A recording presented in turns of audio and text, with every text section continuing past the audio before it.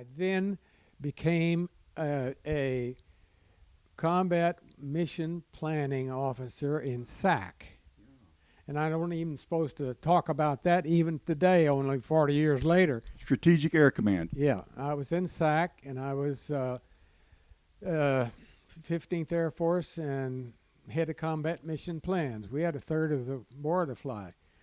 But that was good until they decided they were going to send me to Iceland for a year unaccompanied. And I thought, boy, that is sure sorry. And so I just flew to Washington, and I ran into a boy in a selection of air attaches, and he was born and raised on the same block I was in Quanah. Oh. So I got a good job there. Went to A&M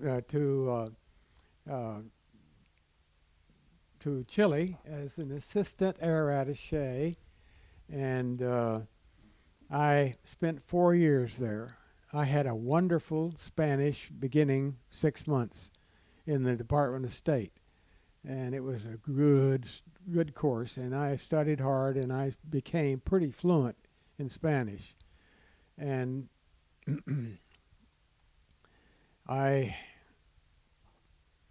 went to, after Chile, I had 4 years there. After Chile, I came back to the States and then retired and became an airplane salesman. And I went to work for Northrop. I was a jet pilot and supersonic jet pilot, and young and still flying. So in that role, you continued to fly?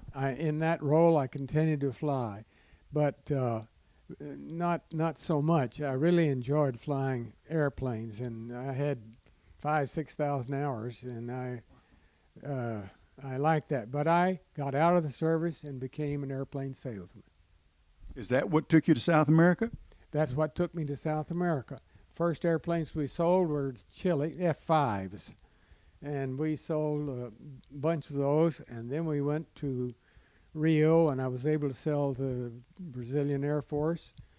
And then we were still struggling to sell. We sold to Venezuela and Mexico as well, but we were still trying to get Argentina and a few others. But so they sent me down to become the area manager, and I lived in Rio. Tough duty. Pretty tough. Yeah, you told me, and I thought it was so funny that long about carnival time in Rio, every year, Yes. a little while ahead of that, you'd start to get phone calls and ask if there was any room at the inn.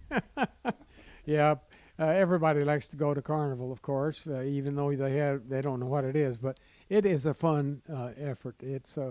I liked Rio. I learned to speak Portuguese. I was going to ask you, what was the transition from Spanish to Portuguese like? But I still am more fluent in Spanish than Portuguese, but I find that eu falo português também. No comprende.